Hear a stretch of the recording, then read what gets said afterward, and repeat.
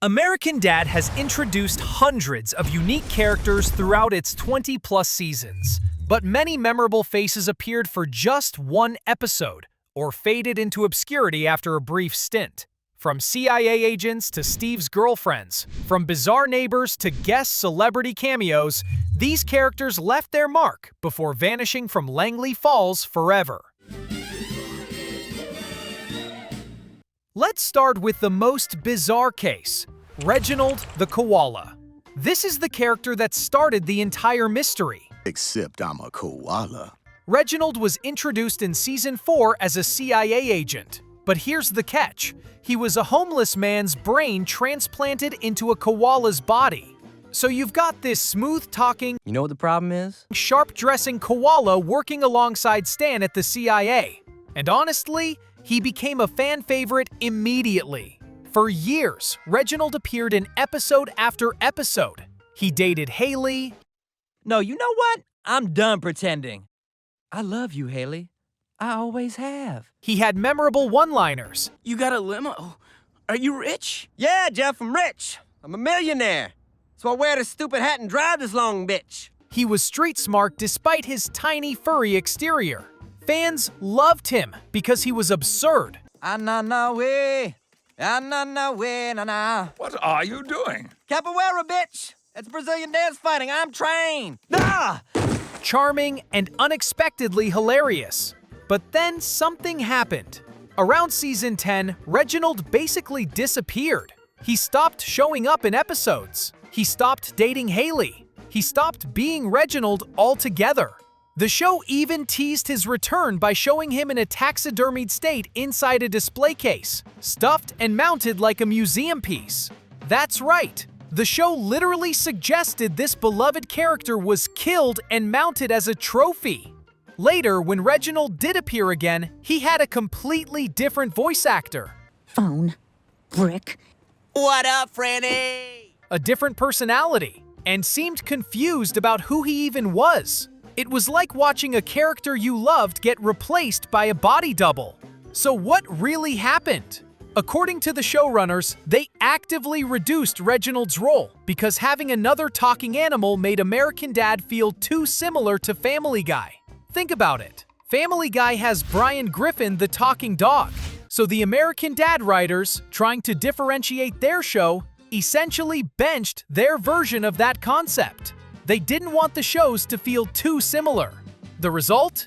Fans lost one of the most entertaining characters, and Reginald was basically written into obscurity or straight up murdered.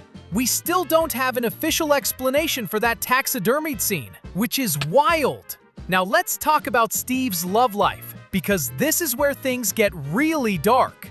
In early seasons, Steve Smith, your typical nerdy teenage boy, actually had a genuine girlfriend. Her name was Debbie Hyman. She was goth,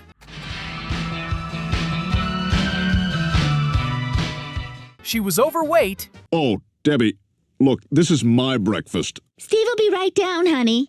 Be nice. she loved graveyards, This is my favorite spot. It's so romantic. and most importantly, she loved Steve.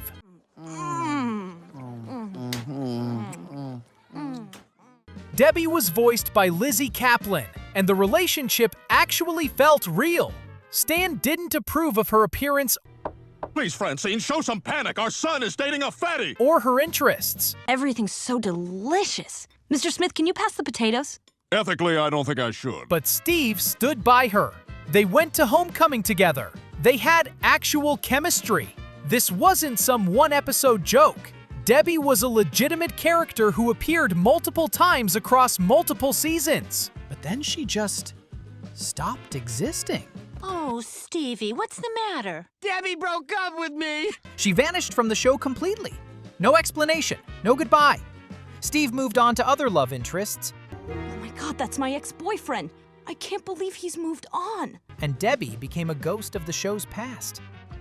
The last time fans saw her with actual dialogue was in 2009's Escape from Pearl Bailey, You're rescuing me? I thought you never wanted to see me again. which was literally a full decade before the show continued. Today, if she appears at all, it's just as a random face in a crowd scene, completely silent. Fans on Reddit have posted threads with titles like, "Whatever happened to Debbie?" And the responses are equally confused.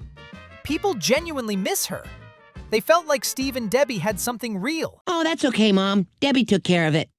I'm sorry, what? Yeah, I made Steve's lunch today. But that's impossible. And the writers just abandoned it without ceremony. But wait, it gets worse. There's Betsy White, Chuck White's daughter. How about Chuck White's daughter Betsy qualifying for the U.S. Olympic gymnastics team?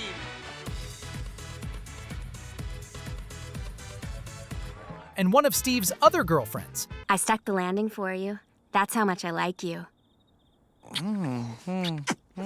In season 1, Betsy was an Olympic-level gymnast who Steve actually managed to date. But here's the insane part. Steve got her pregnant. Steve! Betsy! Oh, this is all my fault. No, it's not. I knew kissing got you pregnant and I did it anyway. With an alien baby. Mean. I'm not pregnant anymore! Oh. Well, you must have passed it on to someone else. How many mouths you been mouth-to-mouthing? The pregnancy was the result of CIA experiments. What did you do to my son? How do you even know it's mine? Okay, he must have sucked out my egg when he gave me mouth-to-mouth. So the Smiths took Betsy to Mexico to get an abortion, That's why I rented this camper to drive us all down to Mexico. or somehow reverse the process. The baby situation was bizarre and deeply uncomfortable. And then, the episode ended, and Betsy was never seen again. The alien baby was never mentioned. The pregnancy was never referenced. It's one of the most unhinged premises in the entire show, and they just abandoned it completely. You could argue this might be the best outcome. Nobody wanted to see how that storyline continued. But still, it's wild that an event this major just gets forgotten. Then there's Lisa Silver. Lisa was a cheerleader, extremely popular, and in the pilot episode, she actually dated Steve for exactly 1 episode. Hey, Steve. Congratulations. Why, thank you, Lisa. Say, I was thinking, maybe you and I could... Go out?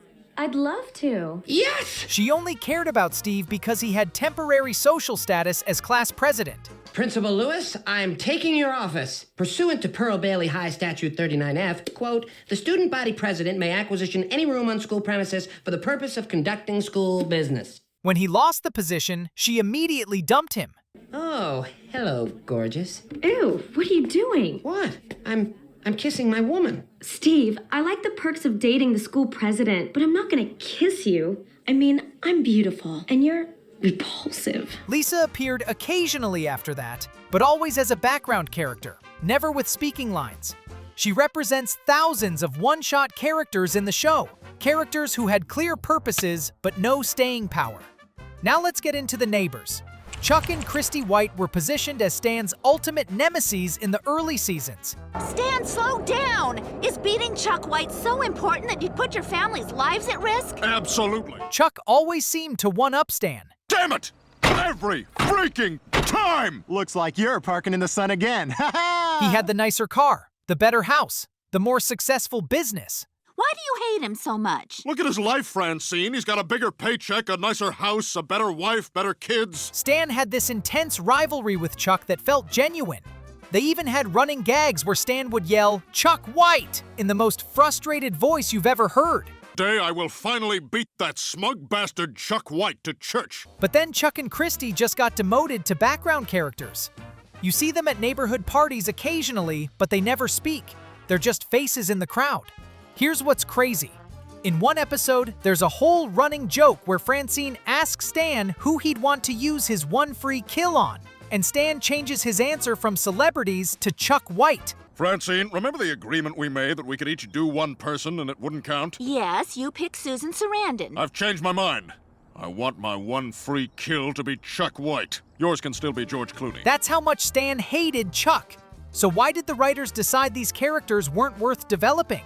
Apparently, they were replaced by other neighbor characters, and Chuck and Christy just became obsolete. Then you've got Linda Mamari, Francine's best friend. But here's where it gets really interesting. Linda actually had unrequited romantic feelings for Francine. Poor Francine, she's so sweet and kind and pretty.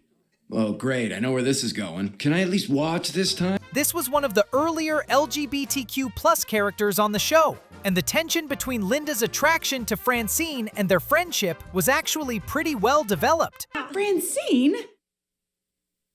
Oh, okay. I get it. By the way, under that covered bridge in our puzzle, there was a family of ducks. I just thought you'd want to know. But as the show evolved, the writers realized they had less and less use for this character. So they literally had Francine drive Linda away as part of some storyline. What was that about? Oh no, she's a weird chick. Linda vanished, and their entire dynamic just ended. But here's where it really escalates. The show wasn't just retiring minor characters. They created entire characters and concepts specifically designed to exist for one episode. And some of these are absolutely insane. Take Roy Family from the episode Familyland. Roy Family was clearly meant to be a parody of Walt Disney. He created this sprawling theme park called Familyland. And get this, he was cryogenically frozen after he died. When the Smiths accidentally wake him up, No, but that doesn't mean I murdered him. Interesting. Can we play? he's disgusted by modern technology and family values deterioration. So what does he do? He imprisons the entire Smith family in his theme park and forces them into medieval-style factions that must literally fight to the death. And scoop up a group of unarmed Russian arms dealers. How can arms dealers be unarmed? That's what I've been saying.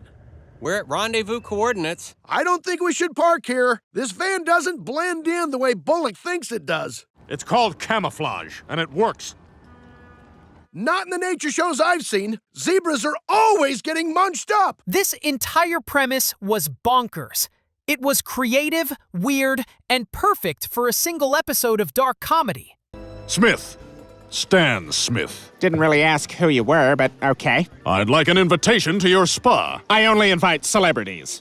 But Roy Family appeared for 22 minutes and then never returned. The character was essentially a vehicle for one elaborate parody. Or consider Blagsnarst a love story. This was the final American Dad episode to air on Fox before the show moved to TBS. Kim Kardashian, yes, the Kim Kardashian, voiced an alien named Kirch, but everyone called her Blagsnarst. This furry pink alien crashes on Earth, and Roger starts a romantic fling with her. Oh my god, I'm so into you. But here's the kicker. When Blagsnarst gets caught in a fiery car crash, the episode reveals she was actually just a disguise. When her fur burns away, there's a woman in a white bikini who says, "And that's how I became Kim Kardashian." And that's how I became Kim Kardashian. And that's how she became Kim Kardashian. The end. The entire episode was a joke leading to this meta reveal that Kardashian was voicing a character that literally became Kim Kardashian. It's genuinely one of the most random premises in American Dad history. And Kim Kardashian never returned, because the character's entire existence was meant to be a one-time meta joke. Then there's CeeLo Green's evil hot tub. Yes, that actually happened. In an episode titled Hot Water, CeeLo Green appeared both as a live-action narrator. Well, hello there. My name, it's not important. But what is the next half hour. You're going to see a cautionary tale that may greatly influence your next hot tub purchase. And voiced an anthropomorphic evil hot tub that becomes sentient and kills people. Hey, boys, y'all come to party? It is alive! The episode breaks the fourth wall constantly. CeeLo provides sardonic commentary as Stan becomes obsessed with this demonic hot tub. Choose, Stan. Your family or this hot tub.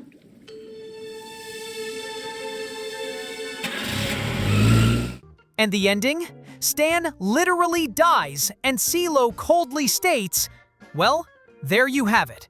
That's our story. Stan's dead. Good night." Well, there you have it. That's our story. Stan's dead. Good night. The entire episode was experimental and bizarre, and it was clearly designed as a one-off celebrity cameo that could never logically appear again. So why does American Dad do this? Why create these incredible characters and wild concepts just to abandon them? Well, the answer is actually pretty practical. First, voice actor availability. When actors become too expensive or leave the show, their characters often disappear. One of the early recurring characters was a guy named Terry Bates. Is that Terry? Terry Gaga. Looking forward to your haunted house tonight. But when co-creator Mike Barker, who voiced him, left the show, Terry basically vanished. The writers could have given the character to another voice actor, but they didn't. Second, creative direction. The show evolved from political satire to pure surrealism. Characters that fit the early season's tone sometimes just don't work with the show's current direction. That's why Reginald got benched. Another talking animal didn't fit the show's identity anymore. Third, one-note concepts. Some characters are just too specific to sustain beyond a single episode. Roy Family as a Disney parody works for an episode. Blagsnarst as a vehicle for Kim Kardashian works for an episode. But you can't build an entire character arc around a concept that only makes sense in that specific context. But here's what's important. The characters fans actually want to return are the ones with genuine depth. Debbie Hyman had real chemistry with Steve. Sergei Krugloff, the Soviet KGB agent who vowed revenge on Stan. Hello, neighbor!